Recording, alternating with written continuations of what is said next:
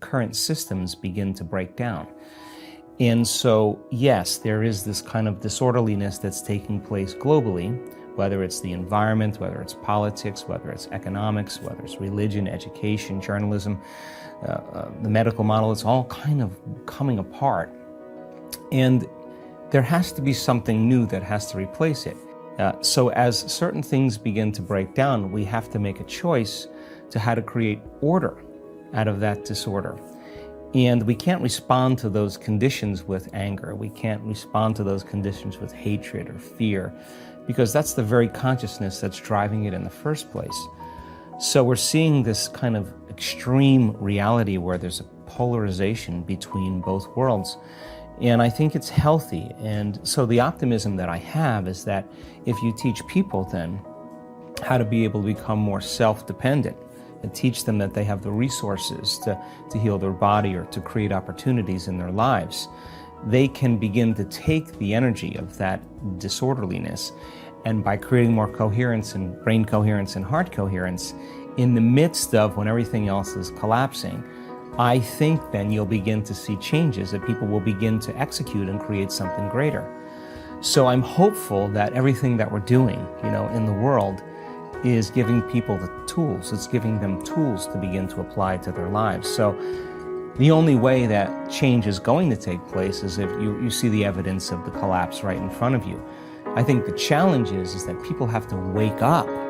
And the question is, how uncomfortable do you have to become before you make up your mind to change something? And I'm not just talking about individuals. I'm talking about the living organism of the species of human beings. And so with information comes knowledge. And when you learn new information, you become aware of what you were unaware of. And awareness is consciousness, and consciousness is commingled with a change in energy. So there's this kind of energetic change going on in the planet, and we have to learn how to use that energy and to harness it and reorganize it. In fact, I believe that that energy is endorsing who you're being. So then, whatever your belief is, whether you're believing it's the end of the Mayan calendar and the beginning of a new house, or there's some changes going on in the solar flares, or whatever your belief is, that energy that's taking place right now can be used to endorse. If you're fearful, you're going to experience more fear or more anxiety. If you're using that energy and learning how to create order out of it, it's going to endorse some greater outcome for you, whether it's health or wealth or whatever you're after in your life. So the polarity or the extremity that's being created, I think, is necessary for something greater to happen. And as I've said in the past, you don't try to fix this. We just figure out a way to create something better. And when you create something better, everybody leaves this and naturally goes here. It's just antiquated. So we just got to get really sharp and see through the illusion of what's taking place. And I just don't want to wait till it gets so uncomfortable that it's too late to begin to act. And that's kind of what drives me more than anything else. I'm not sure I believe anything that I see on television any longer. I'm just not sure that it's actually factual. And I travel around the world, and whatever place or country or city that I'm in, there's a general sense of goodness with people. I think people are wired to care for one another, to take care of one another, to inform one another, to support one another, to heal one another, to give to one another. I think we're wired that way. And I think that if you want to diminish that kind of virtuistic behavior, you create the stress hormones, and you create fear, you create hostility, you create anger, you create pain, you create suffering. And it's those emotions that begin to create separation. Now I don't trust you any longer, because in survival, you have to take care of yourself. And survival becomes a very selfish set of chemicals that cause to endorse our ego. So I think that in this current time, we have to be able to rise above those emotional states. And when you do, you're no longer controlled. I think the best way to control people is to control their emotions. And when you can control their emotions, of course, you're going to keep their attention moving from one thing to the next. And while everybody's looking at all of this drama,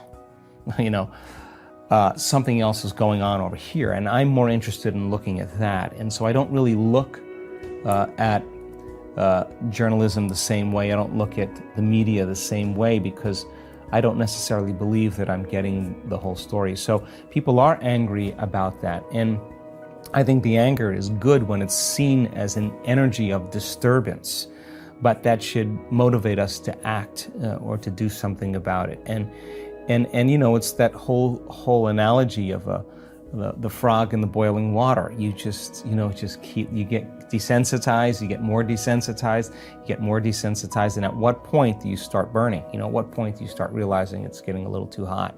I just think we have to get to that point now. So by creating something for people to utilize, that you're not relying on so many things outside of you to bring you joy, or this kind of subconscious program of being a victim. You say, Brian, why are you so upset today? Well, I'm upset because of this person or this thing.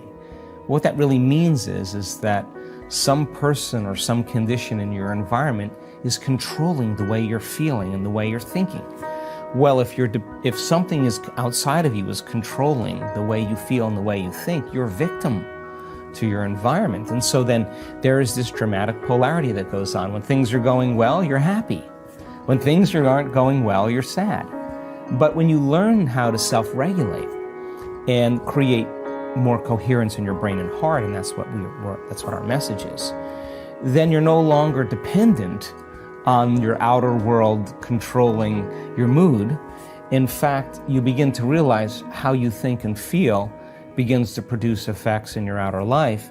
Now you start believing more you're the creator of your life and less of the victim of your life. Now that isn't something that you take one bite of and swallow and it's all over. It's a process of repatterning. It's a process of rewiring. It's a process of reconditioning. It's a process of self-reflection and awareness and changing those beliefs. And that's the work. And yet people are doing it.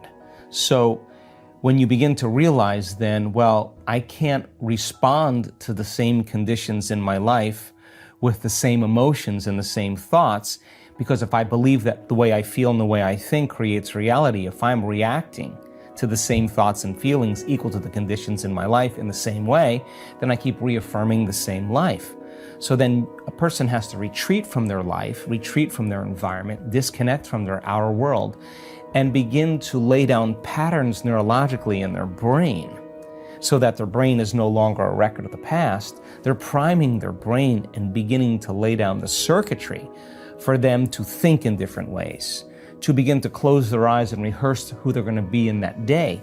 And the act of mentally rehearsing begins to install the neurological hardware in their brain. So their brain looks like the experience is already happening or has already happened.